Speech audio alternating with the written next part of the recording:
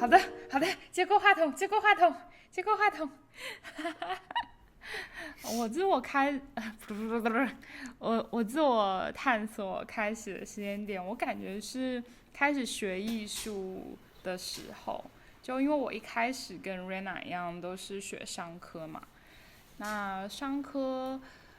到2年级的时候，我就又 major 了一个 fine art，然后到研究生的时候，我就彻底决定是去学艺术了，就去上艺术学校。我觉得这是我自我开始探索的时间点，是因为就艺术创作本身其实需要蛮深度的自我挖掘的，不然你就做不出很 honest 的东西，你就只能去 copy 人家的东西。你要先有一定程度的自我挖掘，你才可以有一些创作的情感素材吧，对我来说是。然后这整个过程，你人进来点，我看不到你了。for real， 你人进来点，我看不到你了。OK，like OK OK OK 嗯 OK， 小插曲，小插曲。Can you see me now？你继续。Yeah。OK。Beautiful, beautiful。Alright，继续继续。然后就是艺术创作或者理解艺术这整件事是需要坦诚的做自我梳理，就梳理自我和世界的关系。然后看别人的艺术的时候，有的时候需要把我们的视角投掷到一个就也不是你也不是我的一个外部的视线，然后去在那里去梳理一个自我以外的秩序，然后去用一个他者的视角去探索自己。所以我感觉就是开始学习艺术之后，being able to identify who I am 变成一个非常重要的事情。所以我在一边做艺术学习的这个过程里，然后慢慢的开始了自我探索的旅程吧。然后我也把每一次去看当做是我一个自己的 training 吧，去训练自己去发问，然后问对外部的问题也好，或者问自己的问题也好，然后我就每一次这样的对于这样自我的提问，然后本着坦诚的心态去做一个自我解答吧。这是我开始自我探索的契机。我相信 Rena 应该有这样的感受，因为 Rena 小时候是一个 pianist。对，我就是觉得我还蛮能 relate 这点的。对，包括包括到现在也是啦，就是感觉有时候可能内心比较杂乱的时候，就会到琴上去弹一弹呀。然后或者是怎么样，就是给这个整个过程就是一个还蛮疗愈的。像是给自己的一个出口，就发现就是一个通道吧，给自己一个通道，能够先暂时的屏蔽掉现实生活中的一些现实世界里的一些这种杂乱的东西，然后让我能够 focus 在我自己跟自己的一个对话，这样子。我觉得艺术是一个还蛮神奇的东西的，就是给我们了一个媒介，去跟可能是跟这个作者对话，然后也可能是就是站在一个，对，就像你说的，站在一个外部的一个这样子的视线去看。而且有的不管是什么，他对，而且有的时候，是一个，你继续。你说，就是可能有的时候在创作的过程中，就像你说的，可能其他的杂念就会在创作过程当中自动的就是消失，然后你自我的形状就会浮现，慢慢的浮起来，然后你就更能在一个真的比喻起来就有点像一个真空的环境里再去看自己吧，那种感觉。对。是的，我觉得艺术是尤其给我一个辅助的作用的。那我觉得还蛮好的，就是能有这样子一个能力，就是去欣赏艺术的一个能力啊，然后去愿意去探索，就是用艺术这样的一个方式去帮助探索自己，我觉得还挺好的。是的，我觉得Happy for you 对，我觉得我们都还是很有 keep 住那个就是探索的天线吧，就感知艺术的小天线，像那蜗牛的小触角。对，是的，我觉得这是一个非常好的事情。我觉得哪怕是哪怕是就是没有艺术基础的朋友，也可以，就也是可以通过欣赏艺术去找到一个小窗口的。对，我觉得这是艺术一个蛮大的魅力。对，就是它会让你对生活当中的小事一直都抱有好奇心跟期待吧。就你总会留一双眼睛去看世界上一些小而美好或者不美好的东西，就你发现的窗口一直打开，这种感觉是很好的。就你在看外界的时候，也是在看自己嘛，所以也是自我探索的一部分。对，那我的继续好，我的第二个节点就是，一开始我是住在加拿大，就是读本科的时候，然后 Rena 是在 Vancouver 嘛，然后我是在Toronto 旁边的一个加拿大的伦敦，就是一个比较闭塞的小城镇嘛，然后时不时会去多伦多也生活了一阵子。然后就后面因为工作啊，然后一些实习啊，或者一些志愿者的活动，然后就有在北京、上海或者是四川一些比较偏远的地区去工作生活过。然后后来就是去伦敦，英国的那个伦敦，就是我觉得位置的迁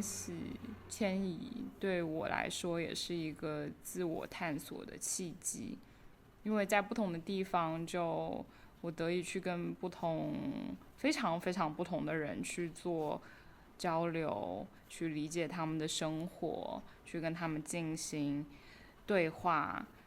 然后以此来丰富我对这个世界的视角吧。然后我会有更广泛的包容的视角，然后建立起更平常的同理心吧。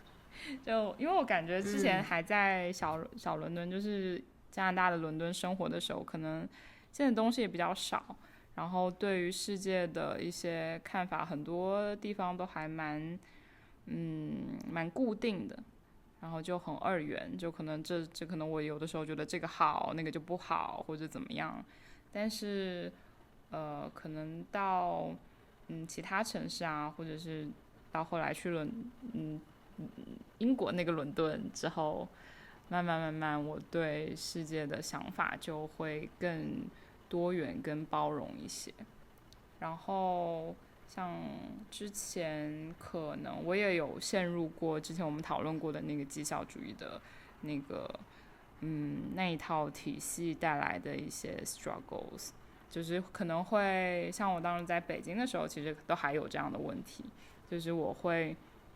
去对于我自己的价值感有一种很错误的追求吧，就总是在追求认同和理解，然后总是觉得自己一定要够努力才有价值，然后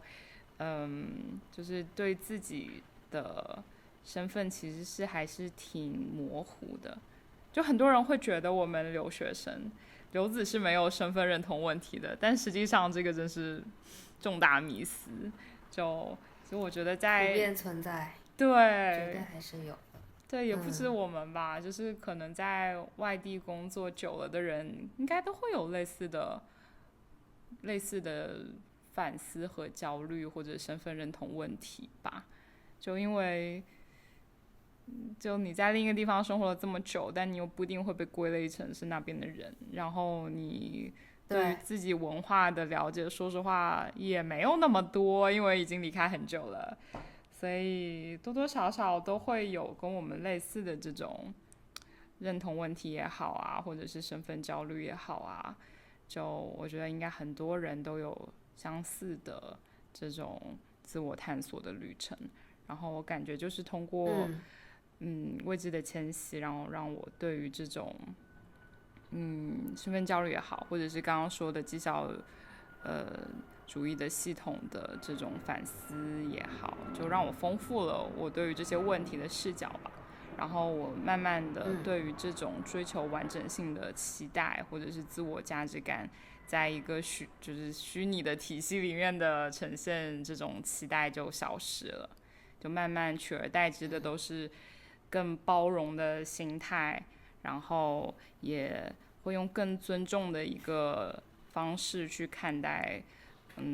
个体视角的多样性。我觉得这是就是我的另一个关于自我探索的契机，就是跟地点有关。对，我觉得这也是一个很好的，就是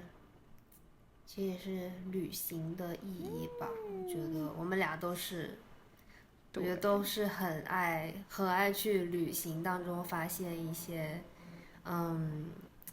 就是一些美好的东西的人吧。因为真的是每一种文化真的都是很不一样，你会发现他们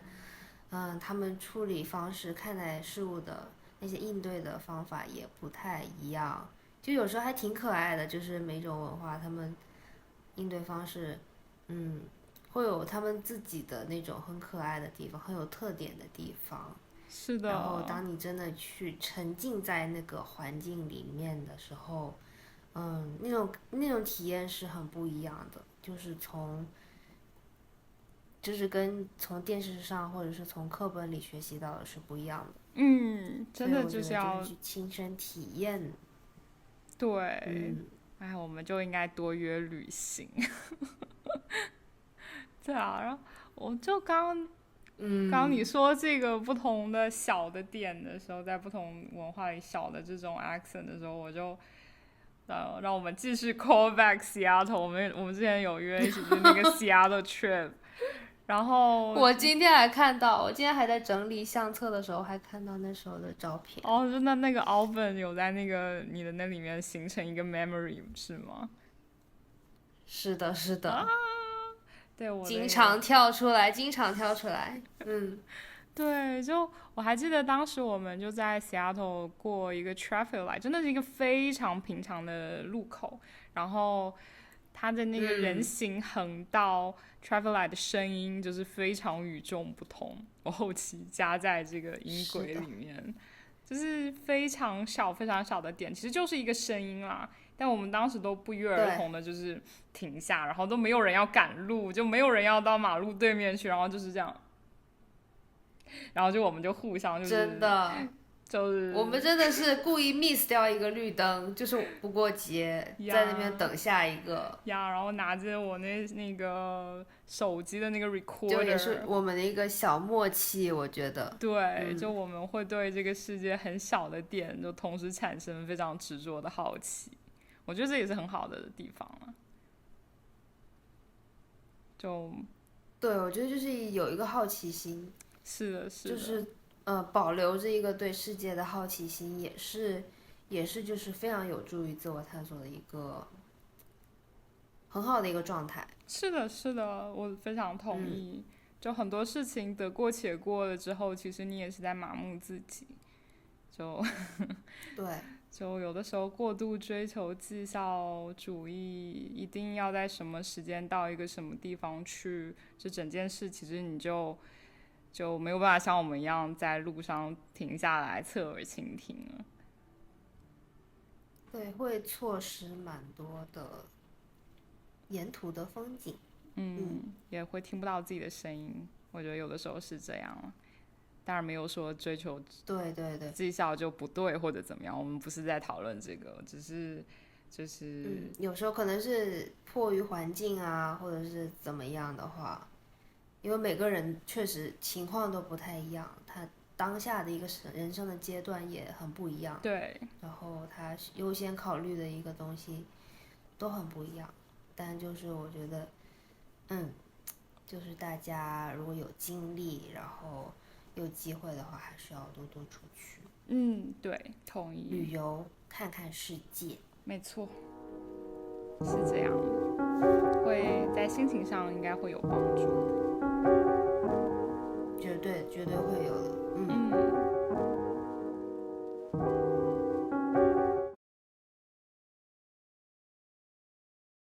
接下来就是在自我探索的旅程中，我们有哪些我们觉得是对我们意义比较重大的发现，然后这些发现给我们带来了哪些改变，这样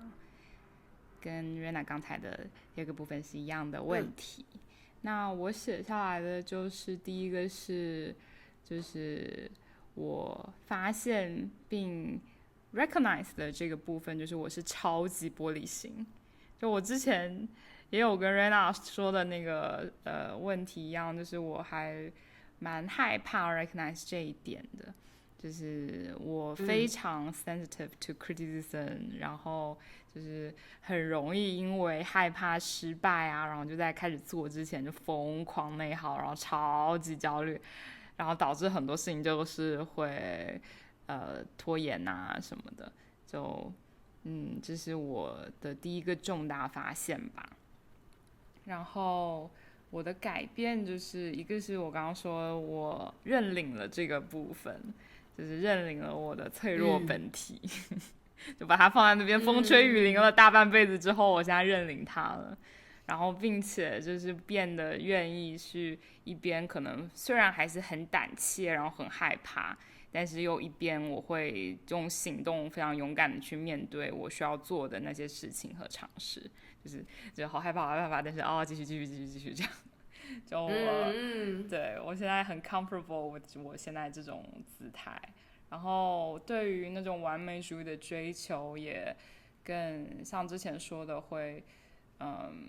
就对于那种完整性的期待消失之后，我就现在经常会对自己说，哎呀没关系啊，就虽然这次可能做的不太好，我有的时候甚至是蛮烂的，但是没关系，下次我会继续努力这样。然后我还就反正现在很愿意接受这样一个敏感的、脆弱的，然后情绪很丰沛的自己吧。就因为之前我感觉我们很不愿意认领，或者是很反感自己感性一面的一个原因是我们的不太确定是家庭的原因更多还是社会的原因更多，但反正我们的文化里面经常把感性这整件事放在理性的对立面，就这其实是一个相当二元的思考方式，但我们小时候可能就没有识别这件事的视角和脑子吧。但就是理性总是被关联于，就是你是理性的人的话，你就有能力 get things done， 你就是很你就很容易就是变成一个有价值的个体，然后你可以更有效率的完成事情，然后感性有的时候被我在文化里被放置在一个 hinder 事情 make progress 的这样一个角色里，他觉得很多人都会觉得说你感性的话，你就会更低效的完成事情嘛。然后甚至像我们之前也聊过，就是很多这个感性理性的观念，甚至常被跟性别表达绑定在我们的文化里。就是男生总是会觉得说男生比较理性思考的话，他们做事情就更 productive 啦，然后女生的话经常被情绪影响的话，就做事情blah blah blah blah，就会有很多这样 negative 的 connotation 在这样子的二元论里面，就是变得说我们不愿意去认领这个，因为我们不想要承认自己是没有价值的，就很容易深陷这个奇怪的理论漩涡，观念上就想要把自己跟没有价值，然后不能完成事情这样一个形象区隔开。但实际上这个是完全从一开始就被骗啊，一开始就是要把自己 frame 到这样一个价值结构里面去，才会得到这样一个结论。但实际上没有什么，就你是一个感性的、敏感的、脆弱的人，不代表你的做事情的方式会有，或者你真正做一些工作上或者处理事情信息的结果会比别人差。这个我甚至觉得是对，我甚至觉得是有时候你处理信息会更加细腻了，就是没错，当你的情感非常丰沛的时候，你能够更有能力去感知到一些很细腻、很细腻的那种微小的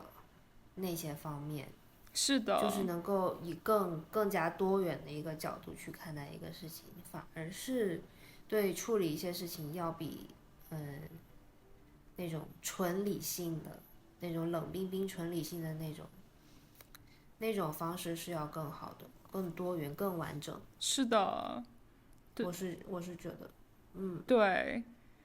我现在也是这么觉得，就是我的一个改变吧，就是开始会去重新思考里面的价值结构了，就整套骗我们的理论里面的价值结构，也不懂是谁 come up with 的，可能是就是大家很多人都这么想这么做了，变成一个 common sense。但是真的有时候就是你不知道为什么，你就自己好像接受了一个这样子的一个思维的框架，是，然后也不知道是从哪里看到的，然后后面。对，好在现在就是有了这样的反思吧，就是自我探索的过程中有发现这样子的一个对，给自己带来一个很正向的改变，还挺好的。是的，是各种方面都很松绑。我觉得在之前一个阶段，我们没办法去做这样子的自我觉察，可能也跟我们太想要证明自己的价值有关。就在任何的关系里，可能就那个变成了一个 priority 之后，其实很多时候我们的选择都是恐惧驱动的。我就最近有在想这个问题，对，我们太害怕被当作是没有价值的存在了，我们太害怕，就是因为太把别人的，像 call back 你之前说的那一点，就是很容易把别人的想法太当回事，然后就很怕在别人的那个价值评断里面自己变成没有价值的，或者是价值上是贬值的，就是所以想要把自己在符号上表达上都跟这个感性的状态区隔开，但实际上完全就是从一开始就是 buy into 一个完全没有必要的框架了。这个发现我觉得还是挺重要的。第二点跟你的是一样的，就是会习惯性的 prioritize 别人的情感需求 over 自己的，就是我们共同的课题啦。刚刚有没有提到说，就是有提到，就是我们都是家庭关系里的姐姐啦，就是都有一个 sibling 比我们小，对，所以我觉得这会让我们很容易变成关系里的照顾者。我其实，在刚刚你说的时候，就在想，这会不会是我们 deal with 我们童年一些创伤的方式呢？就是我们。因为你刚刚有说到不太健康的英雄主义嘛，就那个 urge， 我在想那个 urge 来源于什么样一个心态？我最近有在想这个话题，在想会不会是因为我们当时还在很小的时候，就我们也需要帮助的那个时期的自己，实际上没有得到足够的情感 support， 所以我们内心一直在 calling for 一个英雄一样的人来拯救我们那个时候，但是那个时候就是没有这样一个人出现，所以会不会是长大之后的我们就会变得很想要扮演一个以前我们需要的这样一个角色，就是虽然已经错位了，但是真正我们想要那个不健康的英雄主义，那个英雄真正想救的会不会是我们的，就是其实我们自己，是我们的 inner child，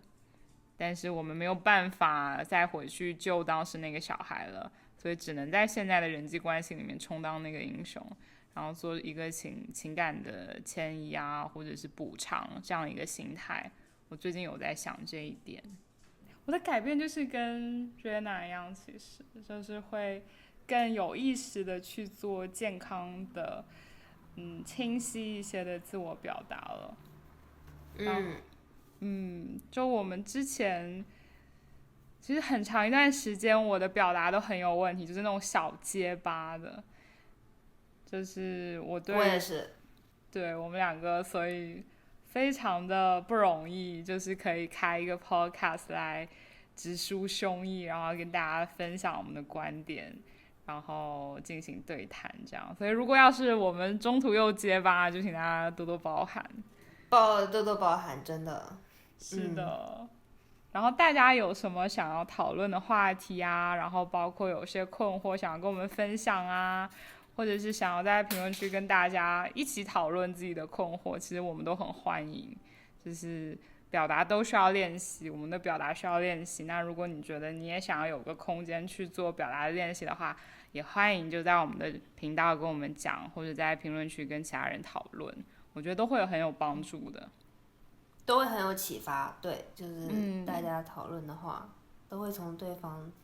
的身上获得很多启发，就是每个人都有每个人的故事。是的，我觉得要勇敢的跟这个世界碰撞跟激荡吧，就是世界总会给你回响的。那自己一个人的话，有的时候可能听不太清很多声音，但是有很多良性的feedback 的话，相信就会有各种各样的对自己的理解也好，对世界的理解也好，都会更丰富、更多样，也更不孤单吧？可能对很多人来说。希望我们的频道可以创造这样的空间给大家。对的。好。第三点是因为我是 J 人，然后有的时候我就发现我会通过做计划来抵御我对失控的恐惧吧，就是还挺夸张的。就我觉得工作方面是 OK 啦，确实做计划，我虽然不会就是非常非常龟毛，但是会有很多大框架的设定吧，然后就让我会比较知道我要往就总体的把控会比较好。但在生活里面有的时候就是很多没必要的控制吧，我觉得像譬如说我之前对我的头发要多厚多长什么之类的，然后吃东西也是，就还有的时候规划的有点过了吧。然后我最近的改变就是从上个月开始，我就对自我控制也不是摆烂嘛，但就是没有那么执着了。像我就把我就是在我头上4-5年的 hair extension 给拆了，然后变得对，就是结果拆了发现也没什么区别，就不懂之前在反正我是没有发现有什么区别，其实。但我觉得你好像都不知道你之前有。对。对啊，然后对我周边的人也都不知道我有 extension， 然后也拆了也发现不了。对啊。所以就说明我之前的控制其实意义还蛮小的，然后多花这么多时间吹头发，也不懂是为什么。对，是你自己的一个小执念。对，就是我能够理解你说的想掌控，就对自己的生活对自己的方方面面想有一个掌控，然后从而获得一个这样子的安全感吧。是的。因为但是我应该是有点反过来。就是我反而会是喜欢那种稍微不那么按照我的计划走的那样子的一个事情的走向，就这种反而能给我带来安全感。我可能会喜欢变化一点，就是变化一点的这样子的一个走向，这是我啦。可能性，但就你比较对可能性，对，你的情感的那个依存可能更偏向可能性，然后我就更偏向确定性。就之前啦，是的，就是现在的话，我感觉我的重大改变就是，我对这个现在没有那么执着，我感觉可以联系到之前我们说的那个，很容易通过别人的想法，然后来判断自己的价值，可能也有关吧。然后就我会太，害怕说如果不 plan 的话，然后会不会未来的之后的事情就没有办法按照，就我会不会没有办法达成我的期待之类的，然后就会想太多以后的事情。但我从上个月开始就变得可以随时随地睡着，就是我是超大的改变，我也不懂是就很夸张，什么公园长椅啦，什么那种十几分钟的巴士上啊，然后什么，就反正任何我感觉就是很短的那种，我待在一个地点，然后或者等飞机的什么，就20分钟我也能睡着，就是那种深度睡眠。看来你真的是当下应该是比较很累了，所以才能睡得着。他有时候是不是很累啊？但我也有睡，我是睡够了去这些地方的啊。但就是那个你是多平静才能够到这种境界？我真的是，我觉得很夸张，是公园，因为我就记得以前我看到在公园睡觉的人，我会心想说，靠腰是怎么样才可以在，结果发现自己也是这样。那现在我来问一下你，你是怎么做到的？强烈建议啦，你也去尝试一下。哇，我觉得我是做不到。对，你不会就你肯定会在那，你会担心一堆啊。你就在一个开放的室外的环境，对，开放的空间，然后旁边的你不认识的人，然后你也不知道会突然来一个什么东西，可能那个海鸥飞到你上方来一泡屎，有可能。对啊，就是你是怎么做到在那种情况下睡着的？也太放松了吧！就是我整个人状态，但是好事啦。是，我也觉得是好事。就我自己也没想到吧，我感觉就很像，因为我有跟另外一个朋友讨论过这个事情，就是到底是什么原因突然间变这么，就是真的是松弛。然后他说，就可能之前我太对于，因为包括做计划啊，包括这种所谓的自我控制吧，其实都是对未来想太多未来的事情了，且对未来的不确定性，可能对于自己的能力或者是掌控力没有信心吧，就能不能 survive 我心里面那个标准的未来。我感觉之前可能更多的是这方面的想的太多。但最近可能就像那个电影《Perfect Days》里面有一句话叫"现在就是现在"，我觉得可能不懂为什么从上个月开始，我跟现在建立了更笃定的链接，就可能给我开了一个，就是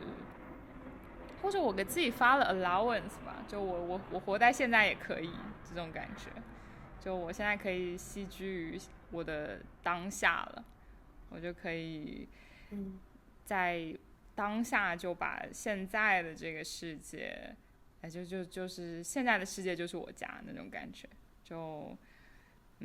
担忧更少了，然后享受现在的状态更多了，然后可能也是某种就知道自己有办法 handle 一些未来的事情，也有关系吧。反正各种叠加在一起，就变成我现在变成现在这样。绝对是跟你的自我成长是有关系的啦，就是怎么达到这样子的一个状态。所以我觉得绝对是需要时间的，就是不可能，就是你突然变成这样子，能够那么放松的在各种场合睡着，我觉得绝对是一个需要时间去，是需要一点就是人生经历的累积啊什么的。可能到一个点。所以这也正说明了，对，这正说明了，之前那些状态，就是那些焦虑的状态，就什么对未来的担忧，然后这些也完全就是一个非常非常每个人都在经历的事情。是的，对，就如果现在有在焦虑的朋友，其实可能也可以多想想这个方面吧。未来，下次是下次，现在是现在了。这个视角我感觉对我来说可能虽然不是有意识的往这方面看了，但对我来说是蛮有用的。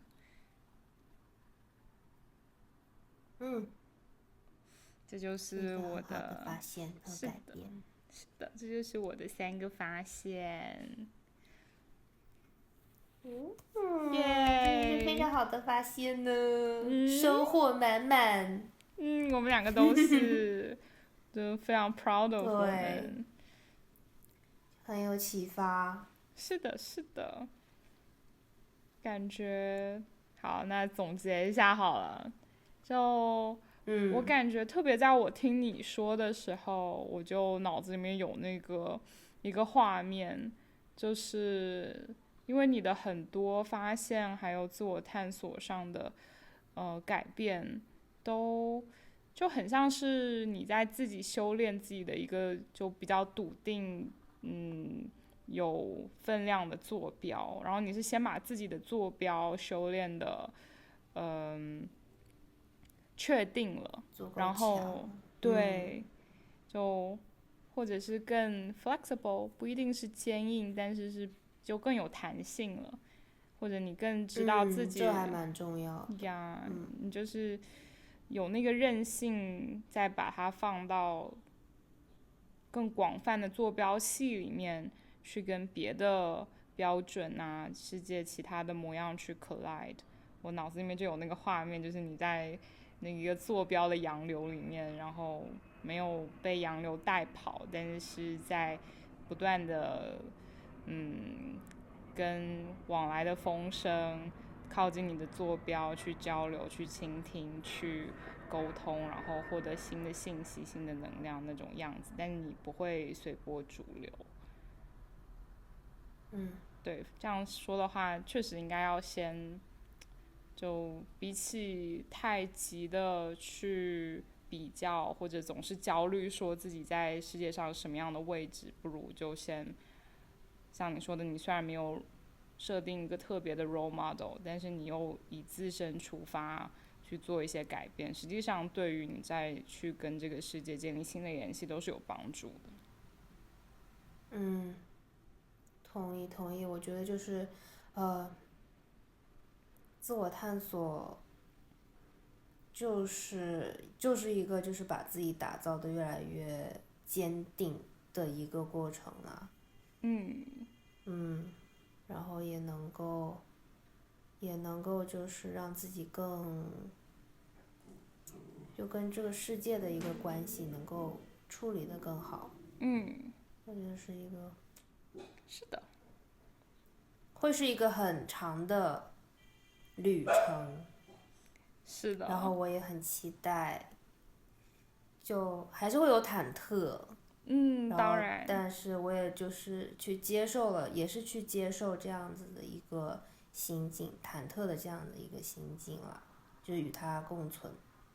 然后我也知道，就是通过时间，我能够还是继续会发生一些改变。是的，我还蛮期待的，就是以后的那些改变的这个旅程，这样。对，我觉得我们今天说到很多问题，其实都不是什么我们哐当一下就解决掉，或者是什么，我觉得都还会 reoccur 在我们的生活里啦。就是每次遇到这个问题，其他的侧面，我们可能还是会需要做一些功课，去自我察觉也好，去克服也好，或者是去调整也好。我相信每个人都这样，就死之前大家应该都一样。对。是的。要扣拜我们的辅助金吗？但是这个感觉时长太长了。对，没事，我就觉得辅助金。就上次 Rena 跑出去打匹克球，就我们之前有 rehearse 嘛，然后他就说他就是看到匹克球场上有很多老人家，然后你说人家像腐竹，就皮肤皱皱。我没说，我没说，我就是说别人皮肤很皱，然后是你说人家是腐竹精，好不好？你说人家像腐竹，我才说人家像腐竹精了啦，是一个那个。我只是说他皮肤很皱啊，就是一条一条的，但我是很喜欢你这个比喻啦，就是腐竹精这个比喻。OK， 希望因为我们终有，当我们都还都变成的那一天，对，我们也都会成为辅助精。Exactly， 然后希望做辅助精的时候，我有体力跟你打匹克球啊。虽然就我确实不是很 sporty， 我相信可以的。那些老头老太超强 ，OK， 根本打不过他们，依然敏捷。那我就努力去给你送个果汁什么之类的，你去跟其他的辅助精打匹克球。什么？你不是要参加吗？你不是要加入我吗？想了一下，有敏捷度的要求，就不要为难自己。好容易放弃的一个人。好，说不定哪一天你又达到了一个人生阶段，就是你也解锁了这个敏捷技能。Don't know that's the 方向 I wanna look for 。Whatever， 假装没有听见。什么？这不是一个启发大家做出改变的 podcast 吗？也有可能是给大家空间，可以跟我一起在公园躺一张睡觉。好吧，大家可以自行选择自己想要发展的方向，以及打通的技能，好吗？希望大家一起变成快乐的辅助型啊！我们的 podcast 就第1期感觉可以到此结束。对，可以了。好的，可以了。